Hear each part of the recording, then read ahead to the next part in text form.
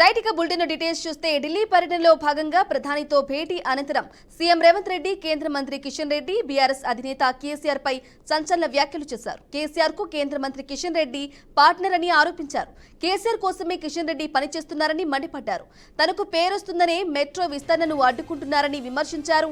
కేసీఆర్ హయాంలో మెట్రో విస్తరణ జరగలేదన్నారు. తన హయాంలోనే జరగొద్దని కిషన్ రెడ్డి కోరుకుంటున్నారని తెలిపారు.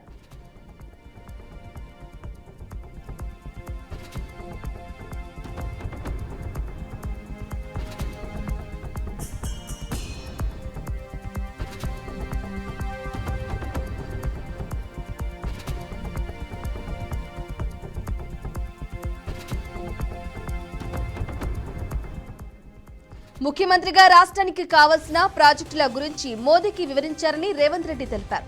వాటిని సాధించుకోరావాల్సిన బాధ్యత కేంద్ర మంత్రులు కిషన్ రెడ్డి, బండి సంజయ్ పై ఉందన్నారు. 10 ఏళ్లుగా పనిచేయకపోవటం వల్లే ఎస్ఎల్బీసీ కూలిపోయిందన్నారు. తక్కువ ఖర్చుతో ప్రజలకు నీరందించే ప్రాజెక్టు ఇది అని, ఎస్ఎల్బీసీ ప్రాజెక్టులో కమిషన్లు రావనే ఉద్దేశంతో కేసీఆర్ ముందుకు తీసుకెళ్లలేదని ఆరోపించారు. ఇక బిల్లులు కట్టలేదని, విద్యుత్ సరఫరా ఆపేశారని, ఎస్ఎల్బీసీ రెస్క్యూ ఆపరేషన్ పై ప్రధానితో చర్చించారని తెలిపారు. కాళేశ్వరం ప్రాజెక్టు విషయంలో నిపుణుల కమిటీ నివేదిక ఆధారంగా చర్యలు ఉంటాయన్నారు.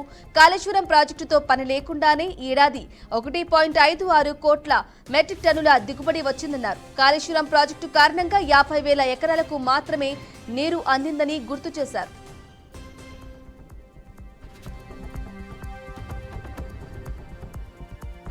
ఇదే విషయానికి సంబంధించి పూర్తి సమాచారం మా ప్రతినిధి తేజ అందిస్తారు. తేజ, బ్రాహ్మణి, మొత్తంగా తెలంగాణ ముఖ్యమంత్రి రేవంత్ రెడ్డి అయితే 3 అంశాల గురించి ఈ రోజు చాలా ప్రధానంగా ప్రస్తావించాలన్నట్లుగానే చెప్పాలి. ఎందుకంటే ఎస్ఎల్బీసీకి సంబంధించినటువంటి అంశాలు, కాళేశ్వరం ప్రాజెక్టుకు సంబంధించిన అంశాలతో పాటు కిషన్ రెడ్డి పైన కూడా కొన్ని తీవ్ర వ్యాఖ్యలే ఇటు ముఖ్యమంత్రి రేవంత్ రెడ్డి చేశారన్నట్లుగా చెప్పాలి. ప్రధానంగా వివరాలు చూస్తే మాత్రం అంటే ఈ రోజు జరిగినటువంటి ప్రధాని నరేంద్ర మోడీతో జరిగినటువంటి భేటీ గురించి కూడా ఆయన ప్రస్తావించారు. ప్రధానంగా ప్రాజెక్టులకు సంబంధించి మోదీకి వివరించారు అనేటువంటిది రేవంత్ రెడ్డి చెప్పినటువంటి పరిస్థితి ఉంది. కానీ ఇటు బండి సంజయ్ కావచ్చు, కిషన్ రెడ్డి కావచ్చు, రాష్ట్రానికి నిధులు తీసుకురావాల్సినటువంటి అంటే సంబంధిత కేంద్ర ప్రభుత్వం నుంచి నిధులు తీసుకురావాల్సినటువంటి బాధ్యత కేంద్ర మంత్రులుగా ఉన్నటువంటి కిషన్ రెడ్డి, బండి సంజయ్ల పైన కూడా ఉంది అనేటువంటిది అయితే మాత్రం వారు గుర్తు చేశారు. ఎందుకంటే వారు కేంద్ర మంత్రులుగా ఉన్నప్పటికీ కూడా ఇంతవరకు ఏ విధమైనటువంటి నిధులు రావటం లేదు అనేటువంటి అసంతృప్తిని అయితే మాత్రం ముఖ్యమంత్రి రేవంత్ రెడ్డి వ్యక్తం చేశారన్నట్లుగానే చెప్పాలి.